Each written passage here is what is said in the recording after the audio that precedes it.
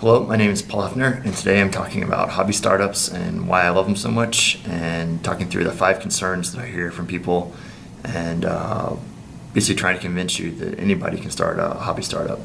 So the number one concern that I hear is that people don't want to do a startup or anything like that because they need an income. They need to pay their bills. They need to get food on the table. They need money now, and if they quit their job, they're going to not have that money, and it's a big risk. So that's the number one reason why I like hobby startups is you don't have to quit your job. You can find some extra time to try out an idea and to see if it works. And if it works, you can always grow it. So that's the number one thing is you don't have to quit your job. The second sort of issue that people have is it's not a real startup. I can't really make any money doing it. And they have all these people who work in high tech that sort of downplay the importance of hobby startups and what it can be. So I have a few examples I want to talk to you about. The first one is Jack Dorsey. He is the founder of Twitter, and he actually started Twitter as a side business, and then eventually it took off, and he did it full time. And that's one idea that started on the side. Another one is Craig Newmark. He was actually the founder of Craigslist, and at the time he started Craigslist, he was working at Charles Schwab. He started an email list for engineers to find out about potential jobs and other things, and then it expanded and eventually became Craigslist. Again, started on the side, and he eventually quit his corporate job and did that full time. Real estate is one of the areas that I really like. I think of Donald Trump starting with real estate. You can start with one building, and pretty soon you can build an empire. And it's something you can do on the side, and you can always grow it if you really like it. Another concern I hear is that I'm risk adverse. This is startups in general. Some people just think they don't have the capability to take a risk, to start something on their own, and it's a scary venture. Because what if you fail? What if you lose money? What if all these other things? But that's another reason that hobby startups are great. Is like I said, you don't have to quit your job. A lot of times you can try it out and see if you like it. You can start a blog for about $20 and start making money, or you can actually even start a blog for free. You'll have to convert it to your own servers and things later, but you can actually start a blog for free and see if it works. Or you can do something like real estate, which is a good investment on its own. And if you don't like managing, you can always hire a management company to do it. But it's a very small risk in terms of a lot of things that people do. So I would say, if you're really risk adverse, try to figure out how you can minimize that risk and do a hobby startup that way. Another big concern or sort of excuse, I guess, that people make is they don't have the time. This one could be a legitimate, valid concern. If you're working over 60 hours a week, you have other commitments and things, it might not be the right time for you to do a hobby startup.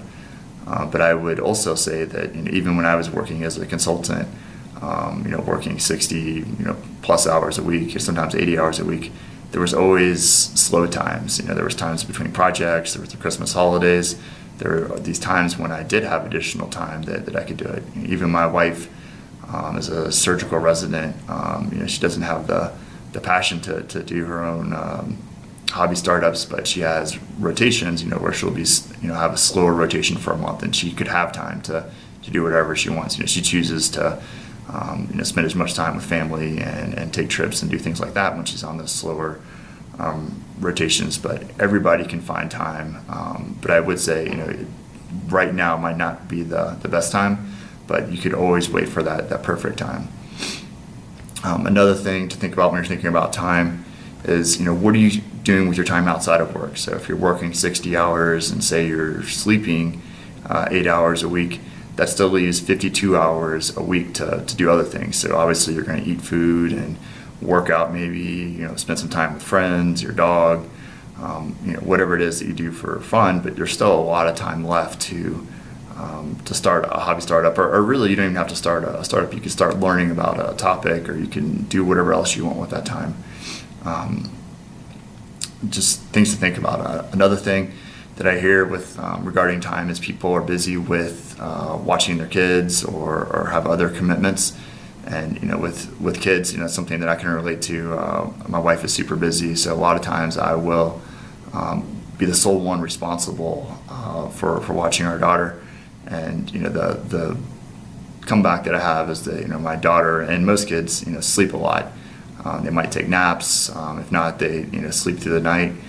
And eventually you're going to have an hour in the morning before they wake up, or an hour in the evening after they go to bed, and you can find an extra hour here and there to do some of these hobby startups.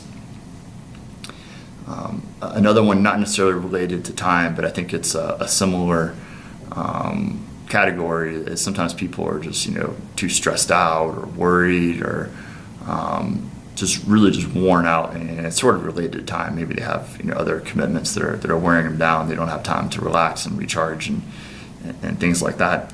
So for those people, it's similar to the people who are working 60 plus hours a week. It might not be the right time. I would also challenge you to think of what you can do to reduce that stress and be more productive and free up some time. I'm going to record some videos later to talk about that. So check them out if they're below. If not, then they'll be coming soon. Another big complaint that I've heard before, and one that I struggled with personally off and on, is I just don't have a good idea. I want to do a startup. I want to do something. I want more, but I just every idea I have, it just doesn't seem like it's a great idea. And so this is one that I've explored a lot. I've recorded some other videos that are down below and on some other pages. And so this is one that I would say, you can come up with a good idea. That you don't have to come up with the best idea in the world, but you can start with something that you enjoy doing and something you enjoy learning, and eventually it may change into something that becomes a bigger hobby startup, or you never know where it'll go. So check out my videos below on starting or ideas to start a business, and hopefully that'll give you some other thoughts if this is something you're struggling with. So my closing thoughts, I think anybody can start a hobby startup. If you're watching this video, I'm assuming you have time to do it, and you have an interest in learning about startups. So I think that just with that motivation alone, it's showing that you have the initiative and willingness to do it.